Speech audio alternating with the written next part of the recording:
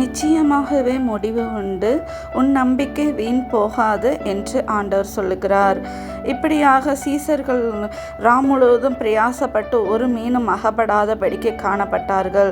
அப்பொழுது ஆண்டவர் வந்து, நீ இப்பொழுது வலையை போடு என்று சொன்ன வார்த்தையை கேட்டு அவர்கள் வலையை போடும் பொழுது வலை கிளையத்தக்கதாக மிகுதியான மீன்களை அவர்கள் பிடித்தார்கள். ஆண்டவர் சொன்ன வார்த்தைக்கு கீழ்ப்படிந்து அந்த வார்த்தை கேட்டவுடனே அவர்கள் வலை கிளியத்தக்கதாக மீன்களை பிடிக்க ஆண்டவர் உதவி செய்தார். இப்பொழுதும் அந்த வார்த்தையை நீங்கள் கேட்டு கீழ்ப்படுகிறீர்களா சகோதர சகோதரிகளே? ஒருவேளை உங்களுக்கு நம்பிக்கை இழந்தவர்களாக, நான் இந்த காரியத்தில் ரொம்ப நம்பி இருந்தேங்க, இப்போ எனக்கு அந்த நம்பிக்கையே இல்லை, எந்த காரியமாக இருந்தாலும் சரி அதில் எனக்கு நம்பிக்கை இழந்து சோர்ந்து போய் நிலவரத்தில் காணப்படுகிறீர்களா?